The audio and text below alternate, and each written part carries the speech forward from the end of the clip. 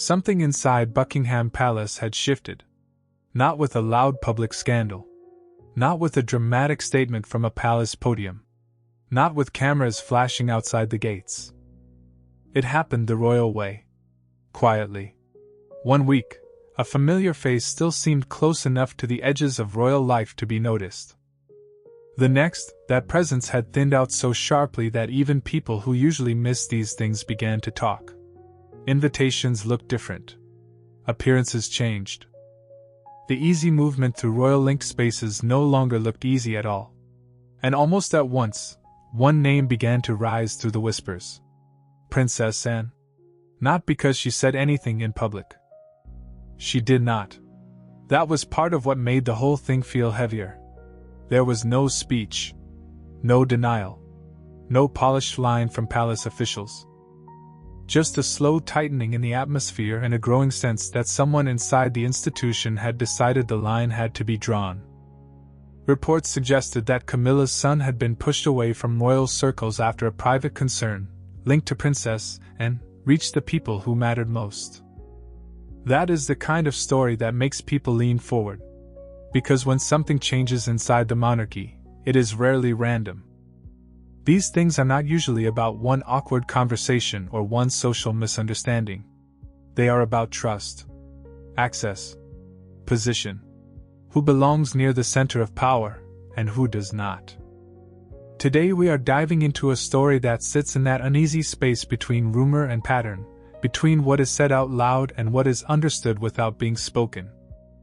Royal watchers, society insiders, and journalists who follow palace movement closely have all pointed to the same strange shift, a quiet exclusion, carried out with no clear explanation.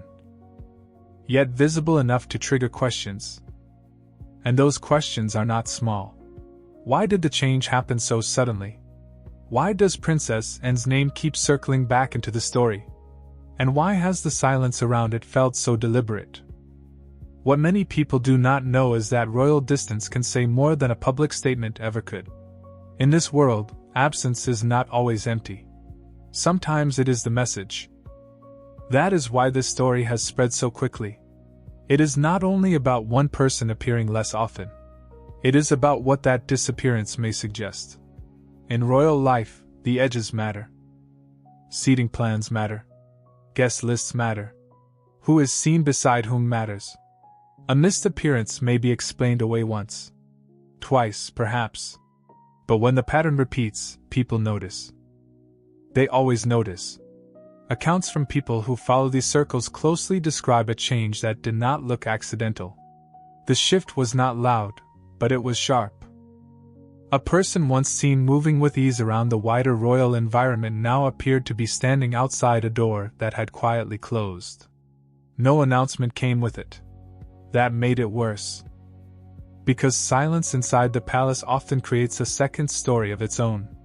Into that silence rushes speculation, private interpretation, and the old royal habit of reading meaning into every gesture.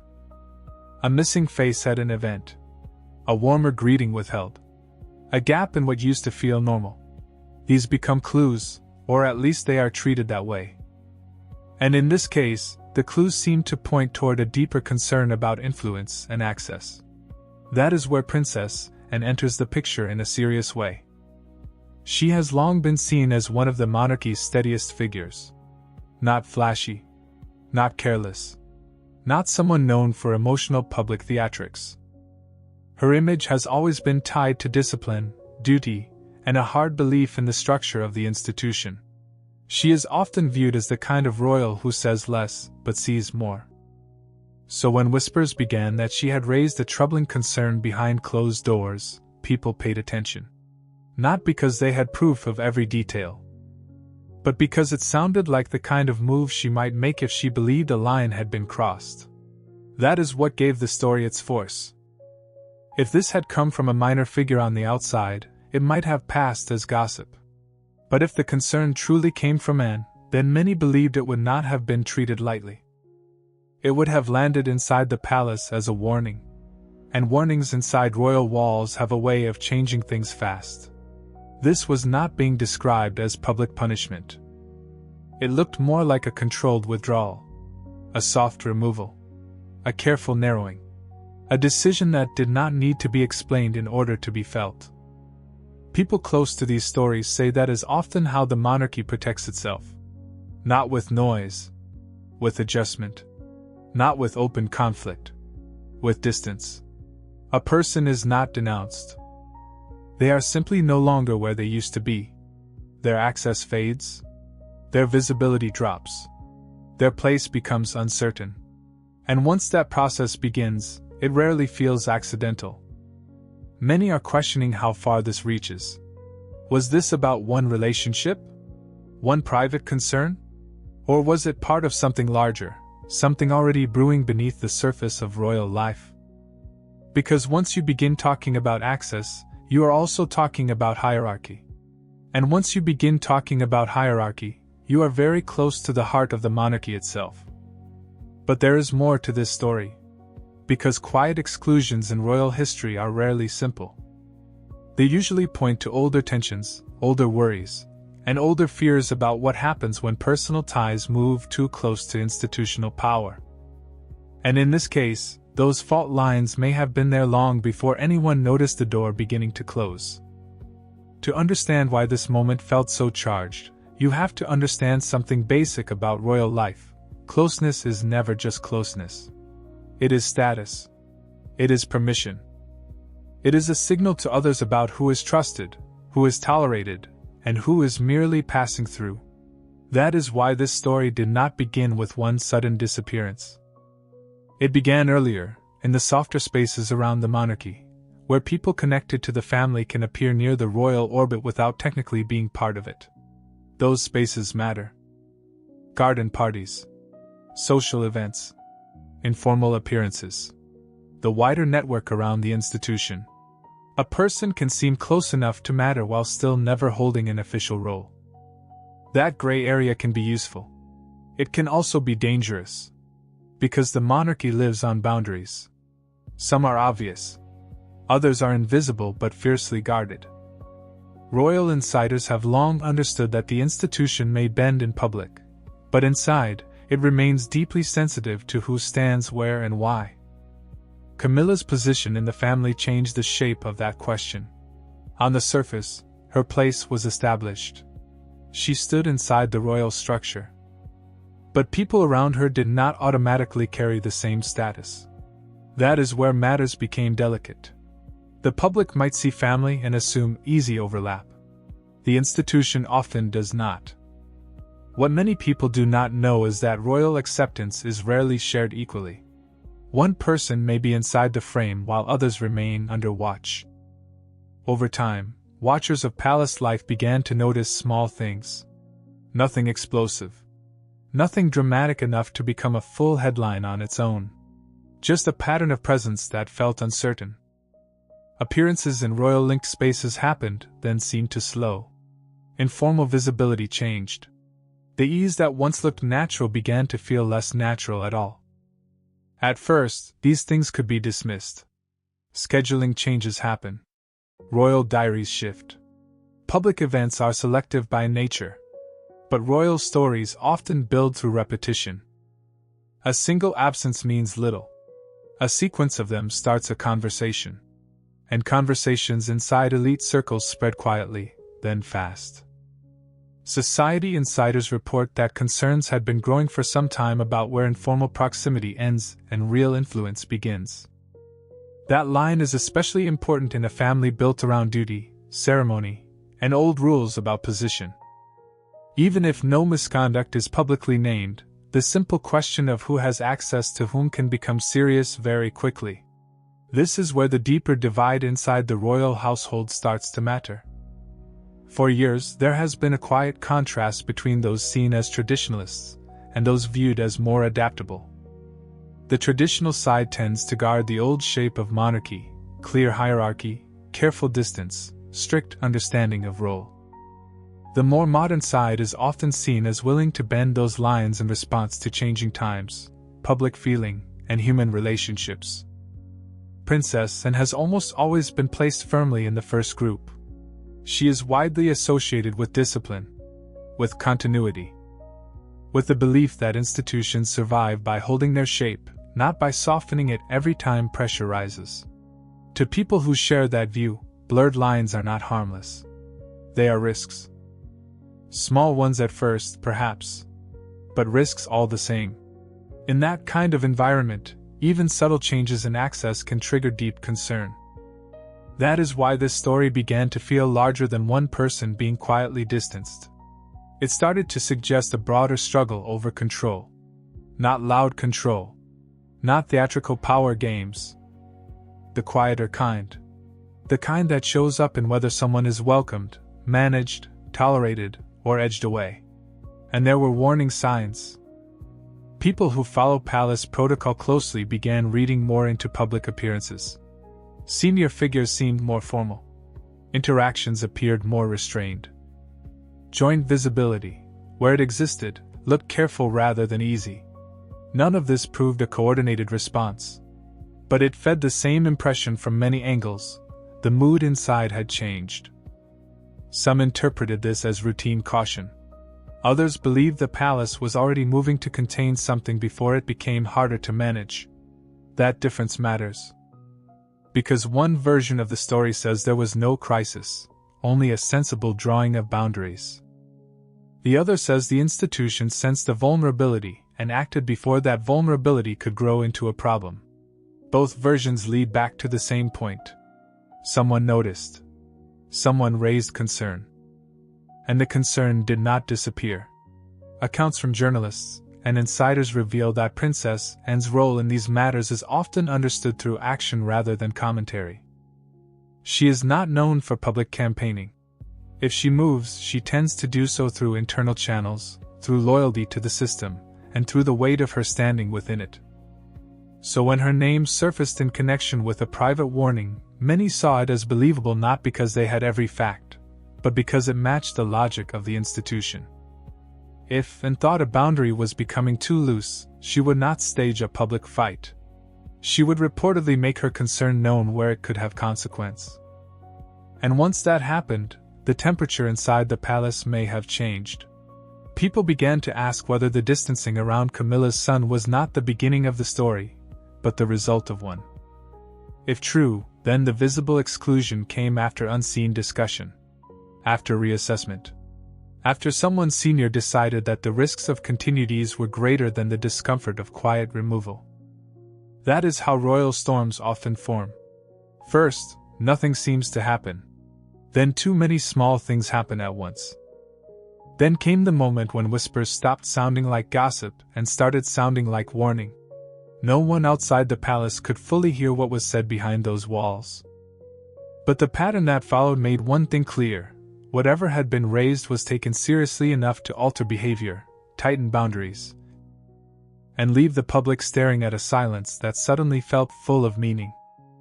And that was when the story moved from tension into crisis. On that particular occasion, there was no grand confrontation for the public to watch. No dramatic walkout. No furious speech from palace steps.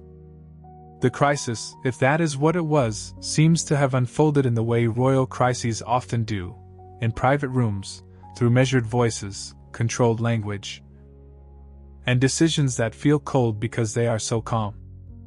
According to the story taking shape around the palace, the turning point came with a private disclosure linked to Princess Anne. It was not described as emotional, not reckless, not vindictive. Quite the opposite. The whispers painted it as a warning, quiet but deeply serious, delivered as a matter of duty.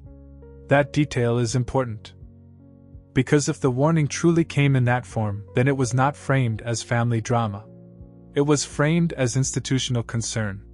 And that changes everything. In royal life, personal discomfort can be managed. Public embarrassment can be spun. But concern about trust, access, and internal control touches the monarchy at one of its most sensitive points. Once those words enter the room, even indirectly, the matter stops being social and starts becoming structural. Accounts from palace watchers suggest that after Anne's reported intervention, the mood shifted quickly. Senior figures are said to have begun reassessing who was appearing where, who remained close to what, and whether existing arrangements had become too loose. The conversation, in other words, moved beyond personality and into systems. That is when exclusion begins to look less like insult and more like policy. The fallout was not loud, but it was visible enough to be felt. A familiar ease disappeared. Access appeared narrower. The sort of appearances that once passed without comment became rare enough to invite it.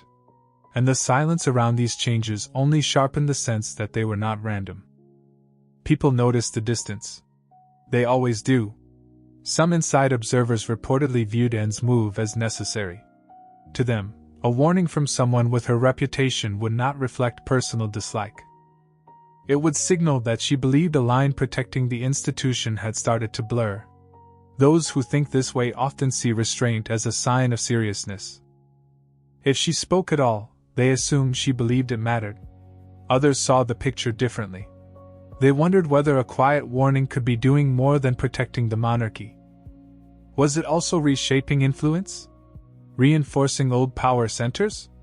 Marking out who gets to stand near the heart of royal life and who must remain at a safe distance? That split in interpretation made the situation even more tense. Because now the issue was not just what Anne may have said. It was what her intervention meant. Was this a safeguard, or the first move in a broader internal reset? The palace, of course, offered no full answer. And that silence had its own effect. Without confirmation, every adjustment became charged. A reduced appearance could be read as evidence. A routine scheduling choice could be seen as a message. Even neutral behavior began to feel deliberate. That is one of the strangest things about royal crisis. The less that is said, the more each gesture matters. Whispers from inside and around these circles describe an atmosphere that grew tighter, more formal, more watchful. Not panicked. Not chaotic. Controlled. That may be why this story unsettled so many people. It did not look like a mess. It looked like management. And managed situations are often the ones that suggest a decision has already been made. At the center of it all remained Camilla's son, suddenly appearing less like a peripheral royal relation and more like the focus of an unspoken recalculation. If he had indeed been moved away from spaces he once entered without question, then the move sent a message far beyond one individual. It showed that the monarchy was willing to redraw lines quietly and trust the silence to do the rest. That kind of choice never lands lightly. It lands in family relationships, in household politics, in the careful balance between appearance and reality. Many are questioning how far the fallout spread. Did this only affect one person's visibility? Or did it also change the mood around others connected to the same circle? Once the institution begins tightening boundaries, it rarely stops at one symbolic gesture. The process itself creates new distance, new caution, new sensitivities. And perhaps that is why the story kept growing.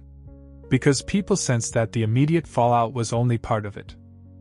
Behind the visible change sat a larger tension, one involving old royal anxieties about outsider influence, blurred lines of access, and the need to preserve the authority of the core institution above everything else.